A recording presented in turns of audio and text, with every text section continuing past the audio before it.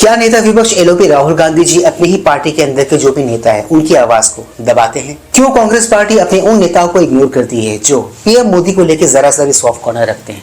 और कैसे राहुल गांधी जी की कांग्रेस पार्टी ने अपने दिग्गज नेताओं को सदन में बोलने से रोक दिया, उन्हें बोलने नहीं दिया? इन सब सवालों के जवाब आज हम जानने की कोशिश करेंगे आज के इस वीडियो में, आज के इस व्लॉग में। देखो इस देश में इन दिनों लोकतंत्र का हाल कैसा है और लोकतंत्र कैसे फंक्शन कर रहा है इसका तो मुझे पता नहीं, बट हाँ वो एक पार्टी, वो एक प्रमुख पार्टी जो सिर्फ और सिर्फ लोकतंत्र की बात करती है, डेमोक्रेसी की बात करती है, उस पार्टी के अंदर डेमोक्रेसी की क्या हालत है, उस पार्टी के अंदर डेमोक्रेसी के क्या हालचाल है, उसका सैंपल इन दिनों हम सदन में देख ही रहे हैं। भारत पाक युद्ध के बाद देश की एक बड़ी पार्टी के कुछ सांसद जिनको बीजेपी ने और मोदी जी ने नामांकित किया था कि वो विदेशी दौरों में जाएंगे और भारत का और सरकार का पक्ष रखेंगे, इस इंटायर मुद्दे को लेकर, इस इंटायर सिचुएशन को लेकर कांग्रेस पार्टी ने राहुल गांधी जी के नेतृत्व में उन कुछ सांसदों को सदन में बोलने का मौका तक नहीं दिया। ये आपने हाल ही में सदन में हुई चर्चाओं में, डिबेट में फील किया होगा, देखा होगा। Now you might be thinking कि ऐसा क्यों? ऐसा इसलिए कि वो कुछ जो सांसद थे वो पार्टी लाइन से इतर, पार्टी लाइन से हटकर अपनी बातें खुल्लम खुल्ला रखने लगे थे। अब आप सोच रहे होंगे कि ये पार्टी लाइन एग्जैक्टली क्या है। पार्टी लाइन कुछ और नहीं, मोदी विरोध, बीजेपी विरोध, एनडीए विरोध है।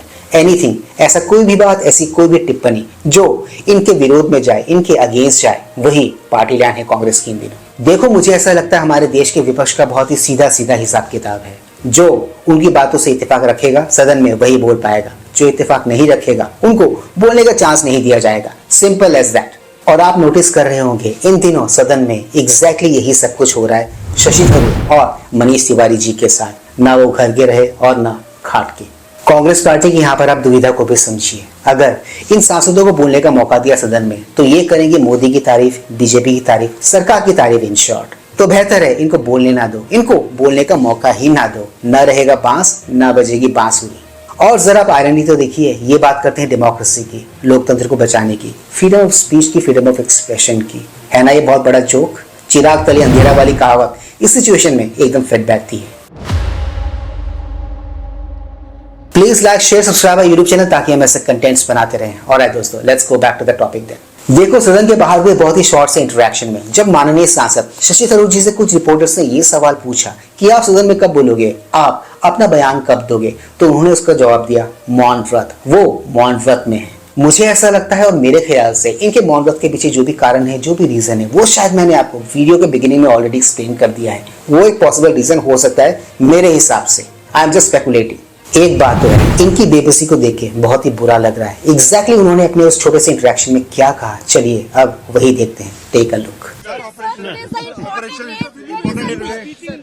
मौन व्रत सर कुछ तो बोलिए सर पार्लियामेंट में मौन व्रत होगा क्या? ये बस यही Maun Vrat.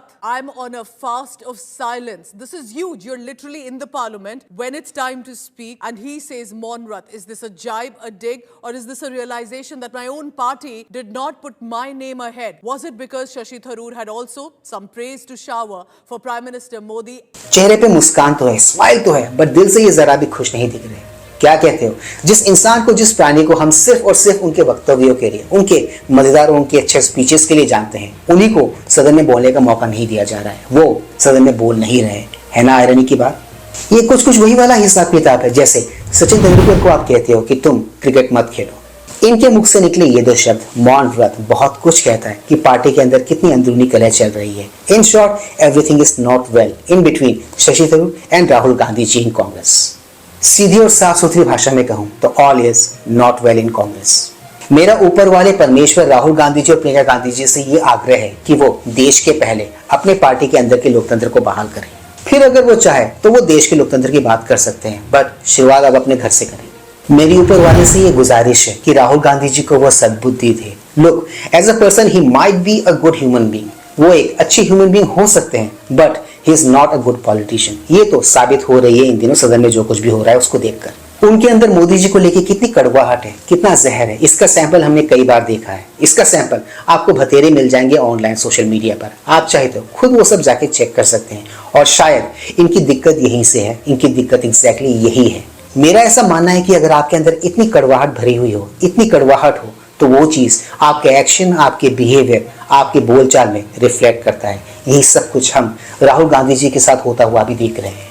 तो दोस्तों आज के इस व्लॉग में सिर्फ इतना ही। मैं मिलूंगा आप सबके साथ अपने अगले व्लॉग में। Anyways do not forget to like share subscribe YouTube channel.